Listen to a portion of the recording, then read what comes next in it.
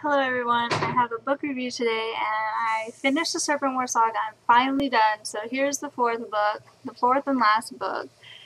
Raymond Feist, Shards of a Broken Crown. And finally done with it, yay! So basically in this book we have, well, maybe I should start with the previous book. We solved all the problems like the Demon King, the Emerald Queen. They think they've gotten rid of all these evil serpent creatures called the Pantathians. So we solved all that in the previous book, and here we have a general that was under the Emerald Queen's influence, who decides he can't go back to his old homeworld, and so he's gonna build his own little kingdom and self-proclaim himself as king in this kingdom that we have here. And so he decides to, take over a couple cities around Krondor and hopefully dig in to the point where he can make his own kingdom and eventually, connect them or something like that. And then we also have Kesh, who is the neighboring country, who also sees weakness, and they just, lost a lot of soldiers. They just got out of this big, huge war. And so Kesh decides to take the Veil of Dreams, which is something they've been fighting over for a while, and also a little bit more. They decide to go all the way up to Krondor because that used to be their land or something like that. So we have two problems now. So I thought this was really cool because we have Eric, who is our main character for the first book, and we have Jimmy and Dash, who are our two new main characters. And according to the back, they're supposed to be just the two main characters in this book. But we have Eric, and he's basically fighting Fatwa, who is the self-proclaimed king, and he's trying to get him out of the picture. So you think, oh, that's cool, we get to see Eric fight one of these powers trying to get into the kingdom. And then you also have Jimmy and Dash, who, while they do a bunch of other things, it boils down to they have to protect Krondor from getting invaded by Kesh. So you have Eric fighting this wannabe king, and then you have Jimmy and Dash fighting the Keshians. So I thought that was pretty awesome because no magic is involved and all that. But what do you know? Fatwa turns out to be influenced by some dark power. Yeah, and who do you call when you have some dark power around? You call Pug of Stardock. And basically what happened was what happened in the previous book, where Pug saves the day for everyone. And Pug goes into Fatwa's little fortress and kills him and the dark power that they summoned, and this evil guy who was lurking around. They didn't kill the ultimate dark power, but they killed that weird summoned creature. And so I thought, oh, great. Eric, again, didn't get to do anything. He just gets to be a soldier and kill everything. So he pretty much had an easy job just killing the remaining soldiers. And you think, okay, Eric got his glory stolen from him again, but we'll go to Jimmy and Dash, and they still have Kesh to fight. But, what do you know? Pug does his little disappearing act and reappears in Krondor, where he solves that fight too. So I don't understand, because you set up all this just to have Pug solve it all in the end. Why did we have all these books if Pug was just going to solve everything in the end? We might as well just have been following Pug the whole way through, or Pug could have just solved them before they got as big as they did in the first place. You know what I'm saying? And it just, that's what gets me, is because we have all of this, those are my notes, we have all of this, and ends up, it's all BS, because at the end, Pug saves everyone and everything. So it's just you might as well just have a chapter that said, Pug saves the day, saves everyone's life, stops every war, kills every evil creature, the end. Because that's what I felt happened. That's how the book might as well have gone. Other than that, because I'm like a critic, so like that's what my job is supposed to do, is find like what's wrong with the books. Other than that, it was really well written. It was a good story. It was captivating. I never lost interest, but it was like kind of like the easy way out. You have all these other characters who don't have magic, who you said introduced us to, and they didn't get to do anything. You just had Pug of Starduck solve everyone's problem. And that's just like my main problem. That's why I don't think this like book series was actually like fruitful or, you know, as interesting, because of that one thing. It was just like you took the easy way out. You introduced us to Eric, Rue, Jimmy, Dash, who have no magical powers. You put them in a situation where you thought they could still win, but it would be a lot harder because they don't have any like magical powers. But at the last instant, Pug solves everything in less than a chapter. So you set up all this whole book and Pug ends up solving the whole problem in less than a chapter. So I do give it 8 out of 10 because it was really well written. I liked it a lot.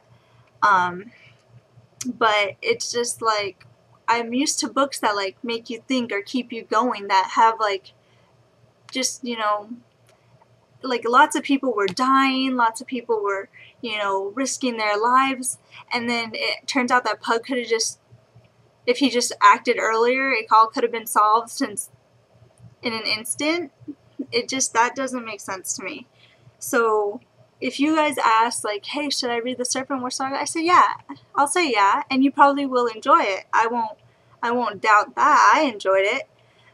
But if you like books that like, I don't know, more skill, like, cause like I don't like the whole everything was done in a snap. If you wanted something that like required more sacrifice, more, you know, heroism, like instead of just being solved in like 1, 2, 3, then this isn't the book for you. But if you're looking for like a good read, something that'll keep you going, something that you'll enjoy, something that you like the characters, all that, then this is in that book.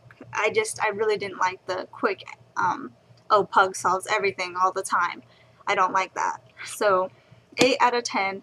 I wouldn't recommend going out and spending your money and buying it, but if you can get a hold of it any other way, I'm sure you'll enjoy it. And if you've read other Feist works and you liked it a lot, then I would say go ahead and spend your money on it. But other than that, I can't really say I would spend my money on this. I would actually borrow these books. So if I knew that it was just going to be an easy way out kind of a thing where Pug just solves everything, I probably would not have, I guess, read it all the way.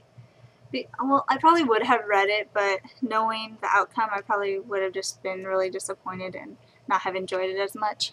But, you know what I'm saying. What I did get out of this book was I felt like Raymond E. Feist was trying to, like, get some, like, his views on religion and war out, or maybe they weren't his views, but a certain point of view on religion and war that can be applied to today. I thought that was very interesting. I loved his views on war and religion. It was really interesting. Can't quite say I agree, but I thought that was really interesting. It was like a new way to look at things. I like that. I like how he like slyly put that into his book. What I don't like is like there were like the dwarves and elves are in their land, but we mostly see like these random creatures that Feist creates himself, and no like elves or dwarves. We'll see them occasionally, but they're not part of the big picture. And I think that would be nice if we saw like some elven point of view or some dwarven point of views, because they're all human and we never see any elves or dwarves. And I don't count Thomas and Kaylah because they're very different. They're the Valharu, and so they're mixed with that, and so I don't count it. But some elven and dwarven point of views I think would be very nice, especially since they're part of that same land. What I did hate was like one of the main girl characters. Oh my god, Miranda was so annoying. She was like the worst female character ever because she's like, first when you're introduced to her, she's sleeping with two men. Two men that I like, Kaylah and Pug, and they were okay with that. And like, but at first she didn't tell them about each other, and so I automatically didn't like her. And then second, she had like this temper where she wanted everything done her way and fast, and she didn't think about anything. She just wanted to do it, and that was done with. And it was just like, she's so stupid. Like, why is Pug with her? She ends up like marrying Pug, and I'm just like, why is Pug like the greatest magician ever, like one of the smartest guys in this land, with this idiot? So that pissed me off, and I really didn't like the female characters in this book. Raymond E. Feist has made good female characters that I liked, but in this particular saga, all the girls that I did like ended up like dead. So actually it was just one girl that I liked a lot that ended up dead. But you have other female characters who were stupid, like Francie, who cared about her feelings more than the fact that Dash had a city to save. And you have, who else pissed me off? Oh, you have Rue's wife, who was known as like an unattractive woman, and like she was kind of plump, and she had like 2 kids, so you expect that, like the plumpness, but like all of a sudden you see her later, and I think it's through Jimmy's point of view, where he sees her slimmer and more attractive. Like, slimmer is more attractive, and second of all, she had 2 kids in a land where you don't work out. Women don't work out, they stay with the kids. So she have this woman who had 2 kids, and she ends up slimmer, and she has 1 on the way. So like, first of all, slimmer equals more attractive, plus she had 2 kids, 1 on the way, and how the heck did she end up slimmer? That's another thing that I didn't like he portrayed about this woman, because I liked her. She was like, all the women in Raymond E. Feist's books are known as attractive, and Rue's wife was one of the only women who wasn't like considered attractive, and I liked that. But all of a sudden she ends up slimmer and more attractive, yet still not attractive, and I don't get that. That like kind of ticked me off. But I gave you my opinion on the books, 8 out of 10. So I would suggest you take the opportunity to read this if you have like it in your library, or you have a friend who was willing to let you borrow it. If you're a fan of Raymond E. Feist's works, I know you'll enjoy this, and if you're a huge fan, I would say you spend your money on it because it's good, if you're a huge fan. But personally, I wouldn't, so it's up to you. Those were my opinions on it, and a couple of little unnerving facts that I got from it. So I hope you enjoyed. Tell me what you guys think. Follow me on Twitter, find me on Facebook, ask me questions on Formspring, email me. There's a bunch of ways to contact me, which I'll put in the description below, and a bunch of other information. So read that. So, bye!